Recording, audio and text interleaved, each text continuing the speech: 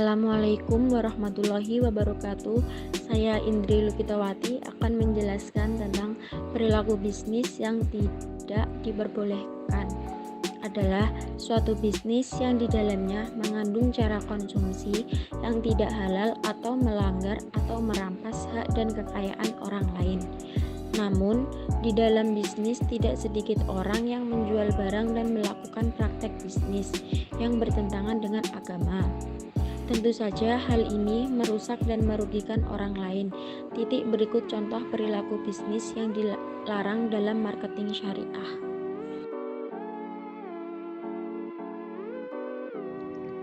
Bisnis yang mengandung unsur modus penipuan.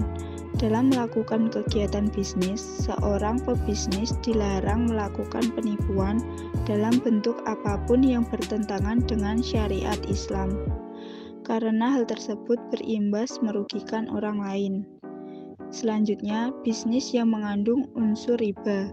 Riba adalah pengambilan tambahan baik dalam transaksi jual-beli maupun pinjam-meminjam secara batil atau bertentangan dengan muamalah dalam Islam.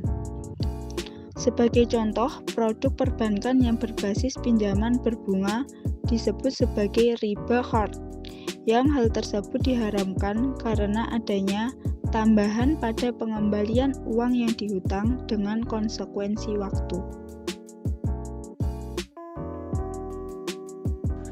Assalamualaikum warahmatullahi wabarakatuh. Saya Reza Putra Nugraha di sini akan menjelaskan terkait dengan bisnis yang memperjualbelikan barang haram. Penjualan barang haram atau jasa yang haram adalah larangan dari agama maupun juga pemerintah. Banyak hal yang bisa kita ambil sebagai contoh dalam jual beli barang haram ini, seperti halnya perdagangan narkoba, perdagangan miras, penyelundupan barang yang dilarang oleh negara, seperti halnya perdagangan satwa langka dan lain-lain. Hukum bagi pelakunya adalah hukuman penjara.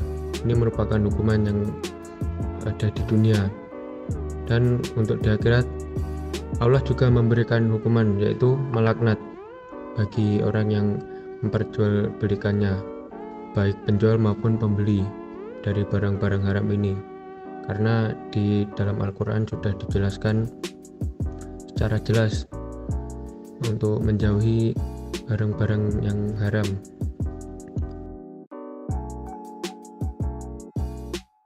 Selanjutnya, bisnis yang barang dagangnya belum pasti.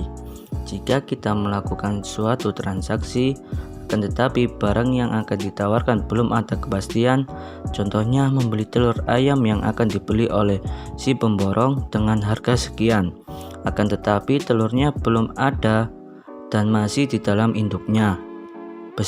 Bisnis seperti inilah yang dilarang dalam agama karena dapat merugikan si pemilik maupun pemborongnya. Selanjutnya, bisnis yang bergerak dalam perjudian. Judi adalah perbuatan yang dilarang oleh umat agama dan pemerintah. Bisnis yang bergerak dalam bidang ini memang menghasilkan profit yang lebih tinggi dan menggiurkan banyak orang. Akan tetapi, bila esok di akhirat akan mendapatkan siksa dari Allah. Contoh, bisnis ini adalah taruhan dan lain-lain. Dalil dari Abdullah bin Amru bahwasanya Rasulullah SAW melarang meminum khamar, perjudian, menjual barang dengan alat dadu atas sejenisnya. Jika gambar atau pilihannya keluar, maka ia berhak membeli, dan minuman keras yang terbuat dari biji-bijian atau biji gandum. Hadis riwayat Ahmad dan Abu Daud. Bisnis bergerak dalam perdagangan manusia dan seksual. Bentuk perdagangan manusia pada tingkat global tidak jauh berbeda dengan bentuk perdagangan manusia dalam konteks Indonesia. Bentuk bisnis perdagangan manusia yaitu berdasarkan tujuan pengiriman. Berdasarkan tujuan pengiriman, manusia dapat dibedakan atas perdagangan dalam negeri dan perdagangan manusia antar negara atau lintas batas. Perdagangan internal biasanya berlangsung dari desa ke kota atau dari kota kecil ke kota besar dalam satu negara. Sedangkan perdagangan antar negara adalah perdagangan manusia dari satu negara ke negara lain. Modelnya berkaitan dengan isu imigrasi.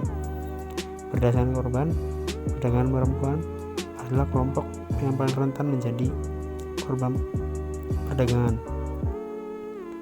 Perdagangan perempuan adalah kelompok yang paling rentan menjadi korban perdagangan manusia, khususnya untuk eksploitasi seksual, perbudakan domestik, dan perkawinan paksa. Perdagangan anak. Beberapa faktor menyebabkan anak rentan diperdagangkan dengan nilai yang berlaku di masyarakat, di mana anak diwajibkan berbakti kepada keluarga. Kondisi anak yang lari dari rumah karena beberapa sebab, rasa kesepian tinggal di rumah, pengaruh negatif pergaulan dengan teman sebaya, dan kontak dengan hiburan malam. Perdagangan pria. Jika perempuan dan atau anak perempuan kebanyakan terjebak pada eksploitasi seksual, maka pria biasanya masuk ke dalam eksploitasi ekonomi. Bentuknya seperti pekerja paksa, pekerja tanpa bayaran. Peristiwa ini banyak dijumpai pada tenaga kerja Indonesia yang bekerja pada perusahaan kelapa sawit atau pekerja konstruksi di Malaysia. Berdasarkan perdagangan manusia, berdasarkan untuk dieksploitasi, berdasarkan untuk